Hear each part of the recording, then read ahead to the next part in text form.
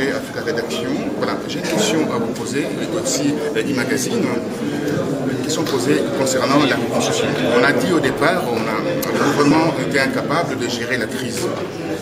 Préval était montré du doigt en disant que voilà, on n'a pas pu canaliser les forces pour pouvoir gérer cette crise. Et là, vous annoncez encore que voilà, la gestion de cette situation catastrophique est complètement disparue. La crise, problème d'insécurité. Comment peut-on faire aujourd'hui pour pouvoir espérer un nouveau gouvernement, pour parler des élections, un gouvernement qui va pouvoir porter en fait, la protection de ce peuple qui souffre? Ne pensez-vous pas que le pays peut être sous tutelle d'un pays étranger? Bien sûr, gérer ces conflits, cette situation grave. C'est le débat du jour maintenant, étant donné qu'on a raté certaines échéances dans le cadre des élections qu'on devait organiser. Par exemple, il y a des législatives qui étaient prévues pour février et qui ont dû être annulées en raison du séisme. Ce dont on parle maintenant et ce qui est important pour les Haïtiens, c'est de pouvoir diriger leur pays eux-mêmes. C'est pourquoi on ne veut pas du tout entendre parler de plans préfabriqués ou de plans importés. Il faut que ce soit un plan conçu par les Haïtiens, puis exécuté par les Haïtiens. Voilà ce dont il s'agit pour l'instant. En ce qui concerne la mise sous tutelle d'Haïti, Haïti est déjà sous tutelle avec la présence de la MINUSTAH qui est là. On n'avait pas prévu d'autres forces en Haïti à part la police et l'armée d'Haïti. Si on a une force déjà dans le pays, c'est déjà la mise sous tutelle de fait du pays. Mais attention, on sait qu'on est un pays qui a des problèmes importants, beaucoup de problèmes. Mais de là à penser que l'on va mettre directement le pays sous tutelle d'un pays, écoute, c'est un rêve qui ne va pas se matérialiser parce que les Haïtiens de nos jours, pour la plupart, savent ce qu'ils veulent et peuvent tant mieux que mal diriger leur pays. C'est vrai qu'il y a des critiques formulées contre le président Préval, c'est vrai, qui n'a pas été à la hauteur de sa tâche dans le domaine du séisme. Mais il faut aussi comprendre que tous les Haïtiens de cette génération font pour la première fois cette expérience de séisme avec 200 000 morts en 30 secondes. La meilleure chose que le président Préval aurait dû faire ce jour-là, c'était d'intervenir et d'annoncer à la nation, voilà. Il a pris 2 jours avant de parler, avant d'intervenir pour expliquer au peuple, voilà ce qui vient de se passer, voilà ce qu'il va faire. Donc même pour l'aide internationale, l'aide qui était arrivée en Haïti, on n'a pas pu l'accueillir pour la canaliser, pour la coordonner. Tout ça, ce sont des problèmes qui étaient posés au lendemain du séisme. Mais écoutez, quel que soit le gouvernement, je ne suis pas là pour défendre M. Préval, quel que soit le gouvernement pourrait avoir des problèmes à faire face à une catastrophe d'une telle envergure en moins de 30 secondes. Mais de là à croire que parce que M. Préval ne serait pas à la hauteur de sa tâche et qu'il faut penser à mettre Haïti sous tutelle de notre pays, c'est pas possible. Il y a une question qui revient souvent ici, j'ai remarqué, sur le ministère.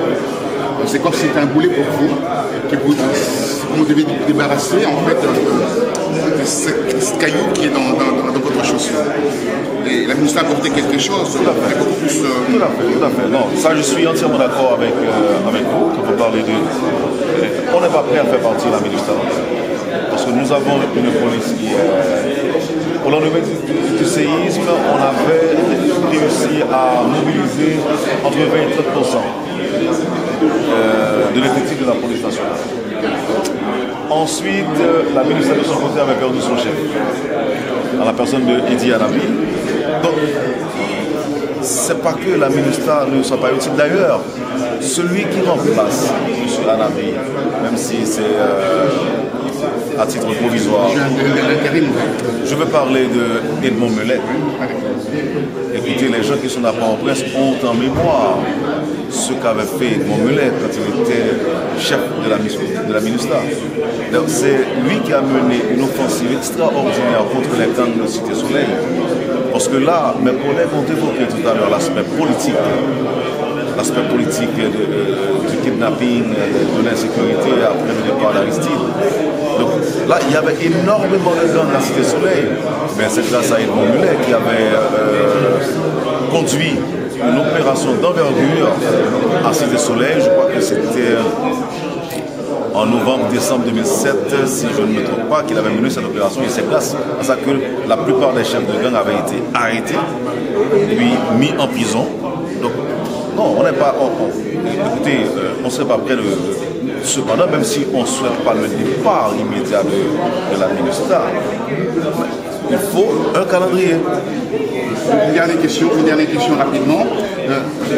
Vous donnez des chiffres, en fait, qui ne sont pas de vrais chiffres. Des fois, vous dites qu'il y a 300 détenus qui ont été retrouvés. D'autres disent qu'il y a une dizaine de détenus. Non. Mais vous donnez les chiffres exacts en termes de détention de ces bandits entre 4 000 et 5 000. Comment voulez-vous donner des chiffres assez approximatifs par rapport à la situation que vous deviez maîtriser? Non, parce que normalement, il y avait des organisations, il y a des organisations qui ont eu le nombre de prisonniers exact à la prison centrale de Port-au-Prince. Donc ces organisations parlent de 4 000. Mais il n'est pas que Port-au-Prince seulement, c'est dans tout le pays. Il y a d'autres prisons qui avaient été vidées ce jour-là. Donc maintenant, pour Port-au-Prince, nous vous disons et nous pouvons répéter que entre 200 et 300 fugitifs avaient été capturés. Mais il y avait 4 000 qui sortaient de la prison ce jour-là. Ce n'est pas une question d'exactitude, mais il faut comprendre aussi. Il faut comprendre. C'est là le problème. Quand on parle d'Haïti, on voit seulement Port-au-Prince. Moi, je vous dis, à la prison centrale, qui s'appelle le pénitencier national, il y avait plus de 4 000 prisonniers. Et puis, il faut comprendre que chaque jour qu'on envoie quelqu'un en prison. Si aujourd'hui c'était à 4 000, il y a 10 qui sont sortis, qui ont été libérés ou qui auraient pu purger leur peine, il y a d'autres aussi qui sont entrés. Donc ça, rien n'est statique à ce niveau-là. Donc on peut parler de 4 000, on peut dire ok, aux alentours de 4 000 évadés ce jour-là, mais ça c'est pour Port-au-Prince. Il y avait aussi Jacquemin, Léogane, qui avaient des prisons aussi et qui avaient été vidées ce jour-là. Merci, je vous remercie. Je vous en prie.